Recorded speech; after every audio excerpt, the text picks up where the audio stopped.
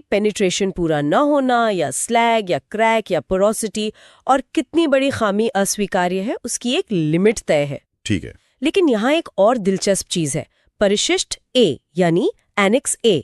ये एक ऑप्शनल तरीका देता है जिसे कहते हैं fitness for purpose. Fitness for purpose, ये क्या है? सुनने में थोड़ा कॉम्प्लिकेटेड लग रहा है। हाँ, थोड़ा एडवांस है पर बहुत प्रैक्टिकल है।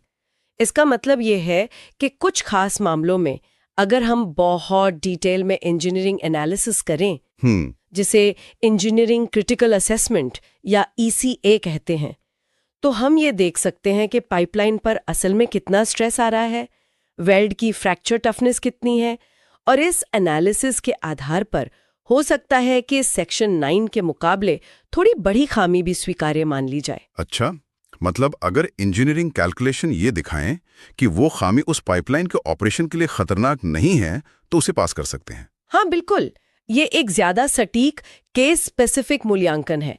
बस ये ध्यान रखना है कि ये बहुत कठोर इंजीनियरिंग सिद्धांतों पर आधारित होता है, ऐसा नहीं कि बस खामी को अनदेखा कर दिया। समझ गया, ये वाकई एक जरूरी अप्रोच लगता है, खासकर पुराने पाइपलाइनों के लिए शायद। अच्छा, और उन पाइपलाइनों का क्या जो पहले से चालू है, मतलब जिनमें तेल या गैस बह रही है और उस पर वेल्डिंग करनी पड़े, उसके लिए भी कोई खास नियम है? हाँ, बहुत जरूरी सवाल है ये। इसके लिए है परिशिष्ट बी यानी annex B, in service welding. ये एक बहुत चैलेंजिंग काम है। क्यों, इसमें क्या खास दिक्कतें आती हैं? देखिए, जब आप चालू पाइपलाइन पर वेल्ड कर रहे हैं तो दो बड़े खतरे होते हैं। एक तो बर्न थ्रू मतलब वेल्डिंग की गर्मी से पाइप की दीवार पिघलकर छेद हो जाना, क्योंकि अंदर तो प्रोडक्ट पैर है ना। अरे बाप रे। और दूसरा बड़ा खतरा है हाइड्रोजन क्रैकिंग का। हाइड्रोजन क्रैकिंग, वो क्यों? वो इसलिए क्योंकि पाइप के अंदर जो ठंडा तेल या गैस बह रहा है वो वेल्ड को बहुत तेजी से ठंडा कर देता है, मतलब क्वेंचिंग इफेक्ट। जैसे गर्म लोहे को पानी में डाल दे तो वो सख्त और भंगुर हो जाता है, चटकने का डर रहता है।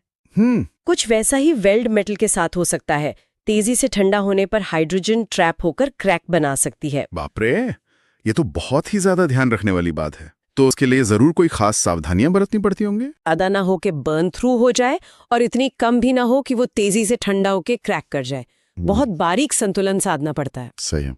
और कभी कभी टेम्पर बीड जैसी स्पेशल टेक्निक्स भी इस्तेमाल करते हैं। इसमें वेल्ड की एक खास परत लगाई जाती है जो बाद वाले वेल्ड पास की हीट से टेम्पर होकर क्रैकिंग का खतरा कम करती है। अच्छा, तो कुल मिला के देखें तो API 1104 सिर्फ नियमों की एक किताब नहीं है, बल्कि ये तो पाइपलाइन जैसी क्रिटिकल चीजों की सेफ्टी और रिलायबिलिटी पक्की करने का एक पूरा सिस्टम है। हाँ, इसमें बनाने वाले की योग्यता से लेकर बनाने का तरीका, फिर जांच,